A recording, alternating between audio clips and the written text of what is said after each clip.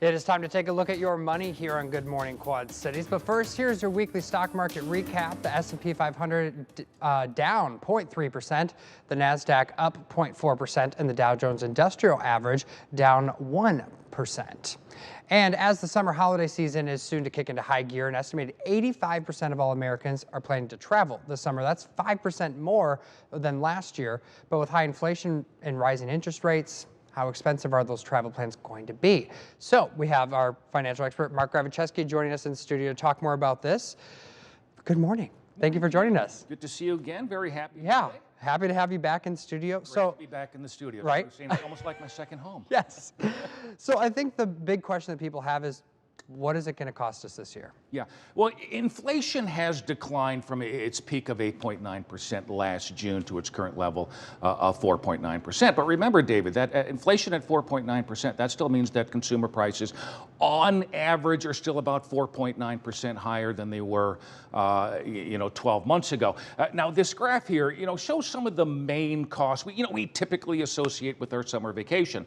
Over the last 12 months, David, we have seen a decline in many of these costs. When you're out on vacation, you eat out at restaurants, that still is about 7.2% higher over the last 12 months. But then look at gasoline, David, down 12.4%. Renting that car or truck for that road trip to Wally World that you're going to end up taking later, down 11.2%. Hotels still up 3.5%, but airline fares down about 1%.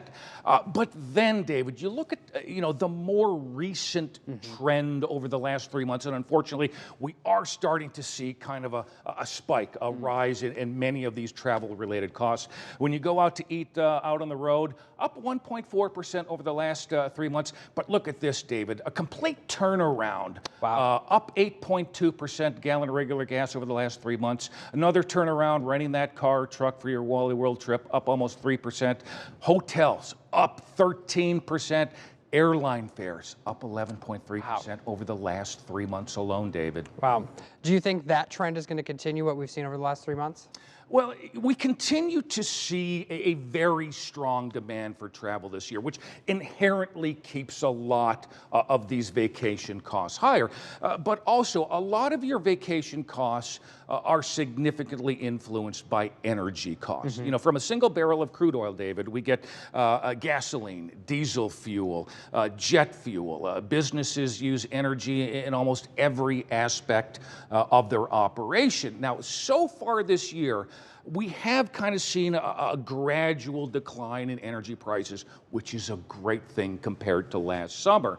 But as we've seen over the last year and a half, there is this tremendous volatility within energy prices. And recently, Russia and OPEC combined for another production cut in crude oil.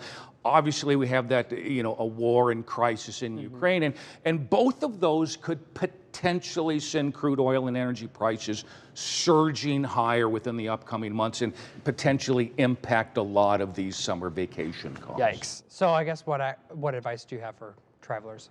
Well, look, there's nothing wrong with kind of splurging every now and take that dream vacation that you've always wanted to. This year, however, David, I'm cautioning people to try to stay within your budget for a couple of reasons. The first one, David, the average interest rate on a credit card right now is about 25%. Yikes. So if you do kind of have to overextend yourself using your credit, those high interest payments are going to cost you a lot of money. Second of all, there's still a tremendous uncertainty on the future outlook for the U.S. economy. And I think you have to be honest, you have to ask yourself, to what extent, will your job, will your household finances be impacted if, potentially down the road later this year, the U.S. economy does dip back into a recession? Okay. Unrelated from this, I would like to put you on the spot for this question.